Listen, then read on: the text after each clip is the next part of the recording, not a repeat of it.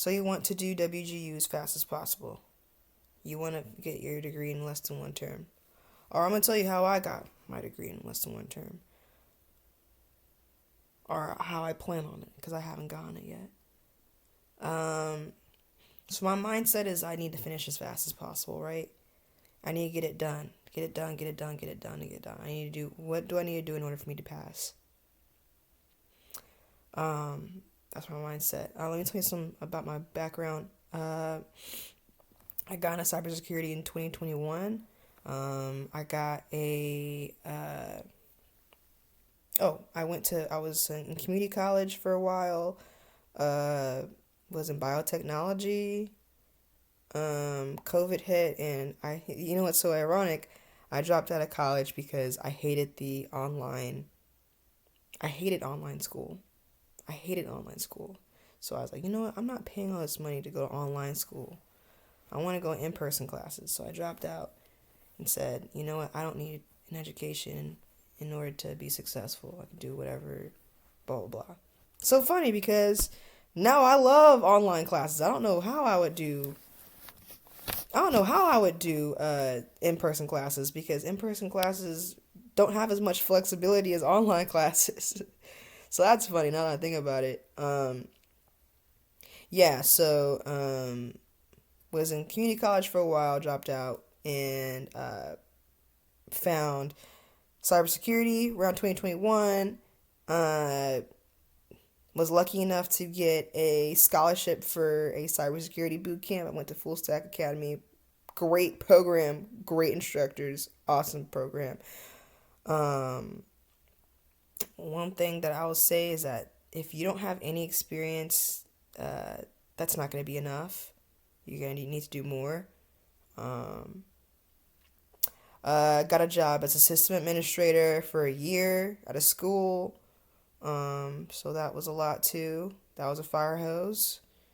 And now I'm here. Now I'm getting my degree. So that's my background. I have not completely new, but definitely not,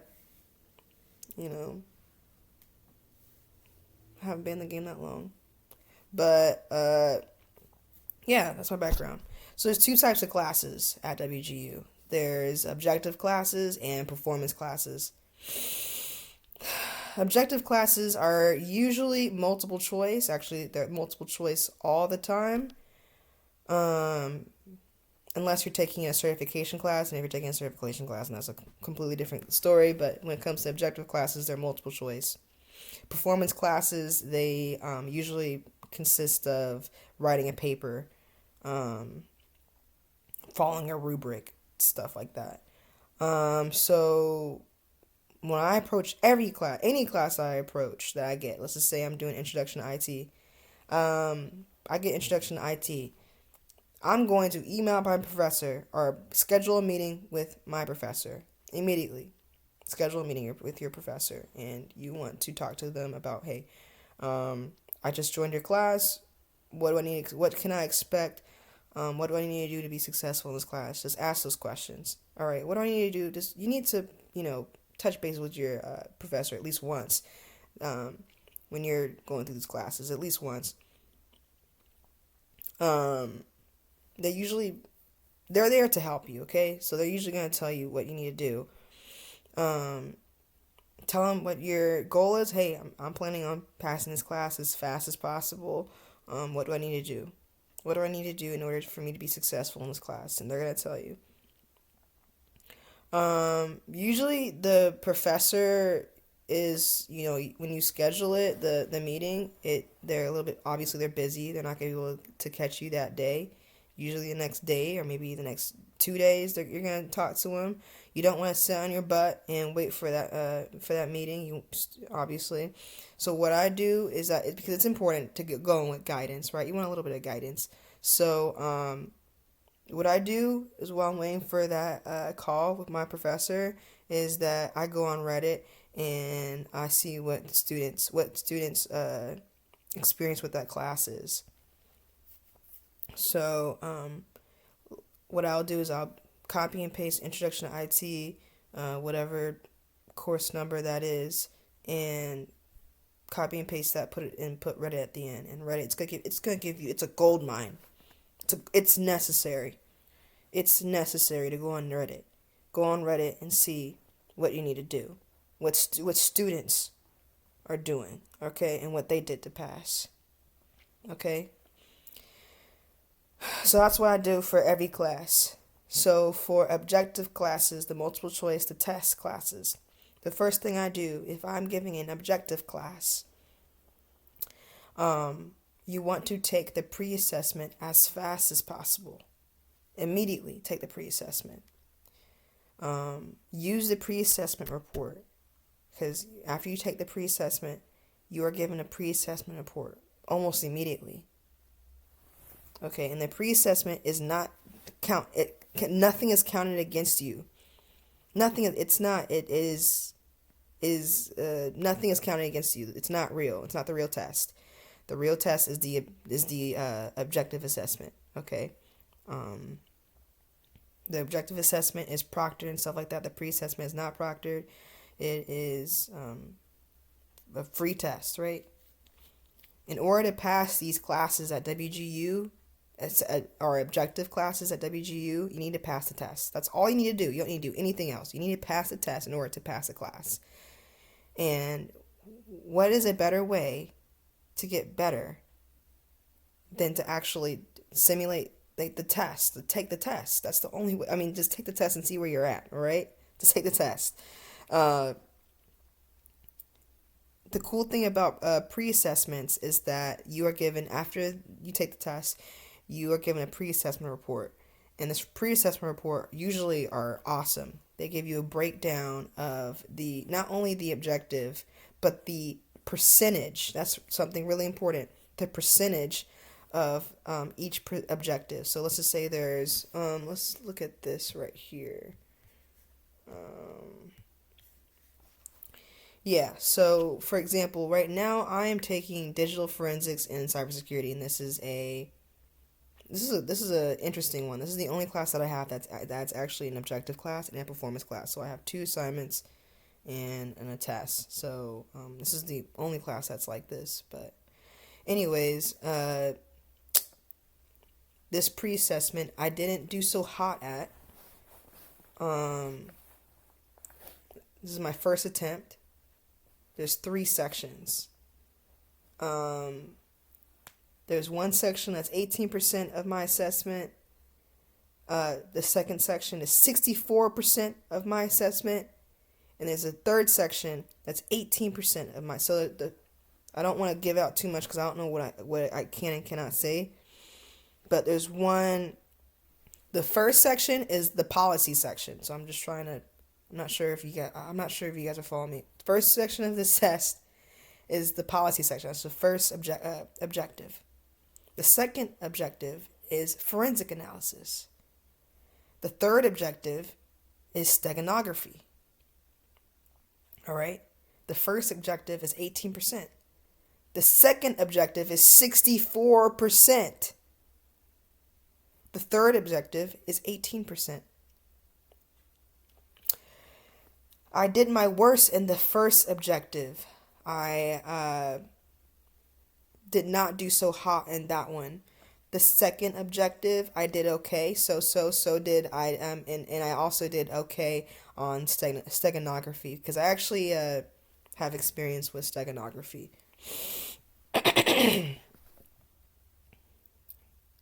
So when I'm looking at this report, you take your test, you look at the report, you want to look at it, and you want to be okay. What do I need to do in order for me to pass this test? Again, we're thinking about like that. 64% of my test is forensic analysis. Usually, a 70 is what you need in order to pass a test, right? And that's what I need to do to pass the class, right?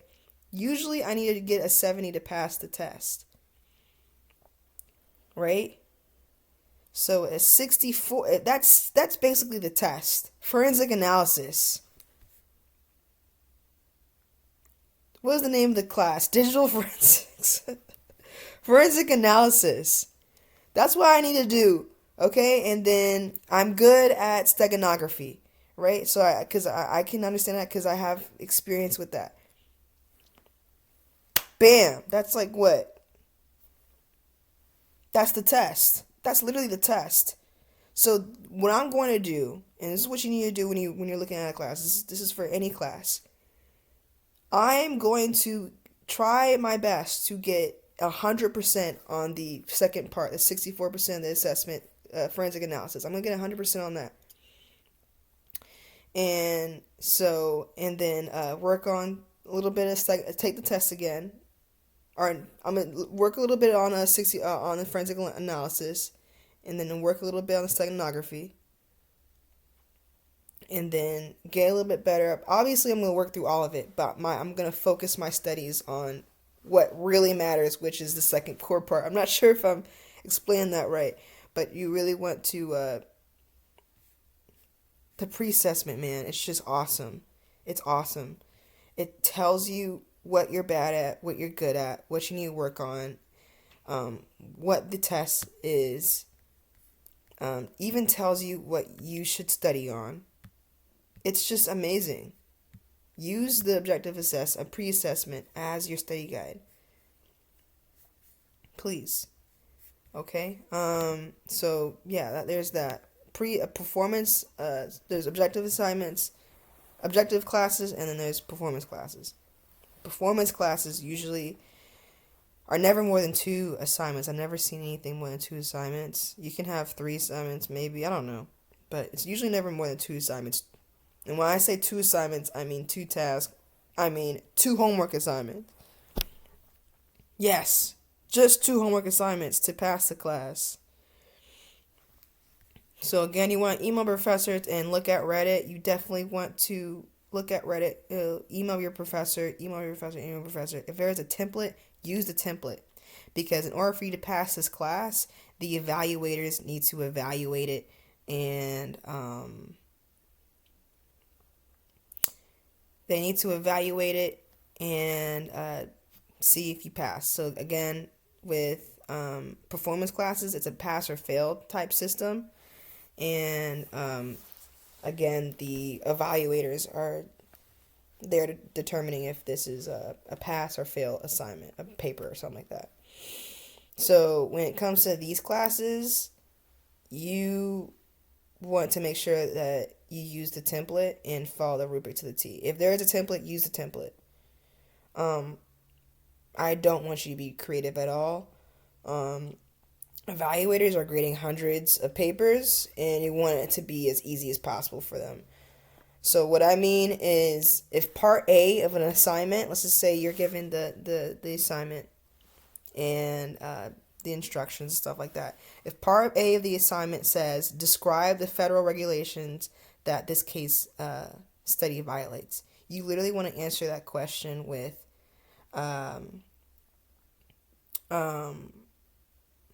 answer the question with this case study violated. The federal regulations that this case study violated are regulations 1, 2, and 3, and then you describe 1, 2, and 3. You want it to be so clear that they can control F and find the answer to your paper, okay? The evaluators determine if it's a good paper or not based on if you followed the rubric or not. So you have to follow it. All right? You really have to follow it. Just follow it. Yeah. And when you're answering these questions, you can use this is where I usually use more of the course material, because a lot of the answers are on the course material. So use the course material not as I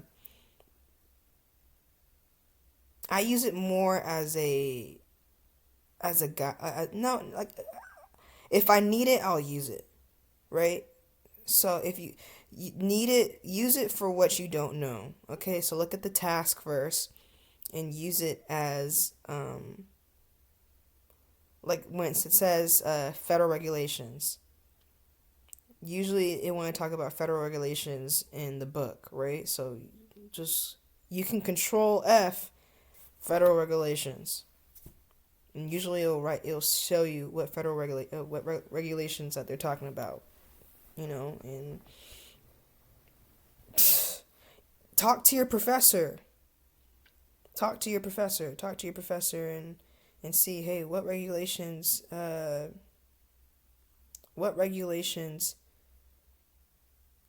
they want to see?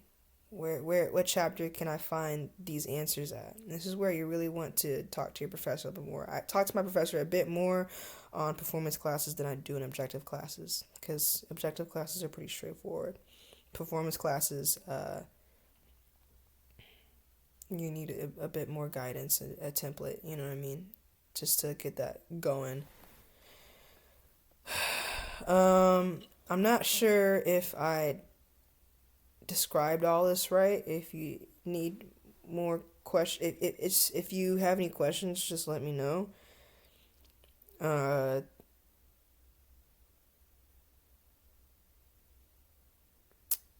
Yeah.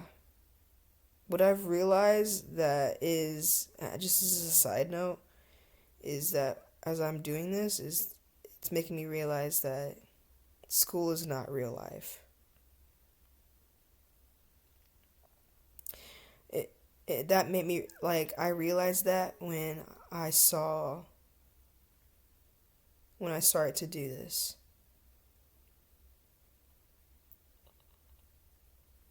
When I realized that in order to get good at the test, the real test, you gotta practice at taking the test, right? Especially, I'm talking about objective assessments. And this is just a side note, me being a young person, but in order to be good at life, you gotta practice at life, man. Man. When you get a real job, just a real job, woo! When you get one of these jobs, they're not gonna ask you. It's not gonna be as structured as you think it's gonna be. It's not gonna be a. You have to think outside. You have to finish the task. There's not gonna be a rubric. Just finish the task. Get it done, and find a way. It's called critical thinking, and I do not think that schools nurture that.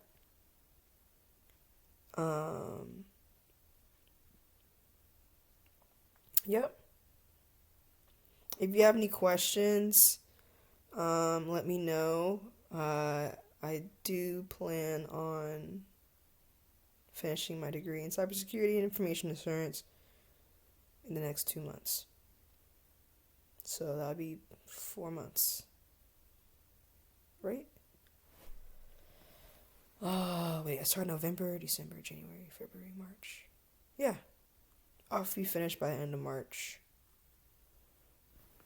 So 5 months. Thank you.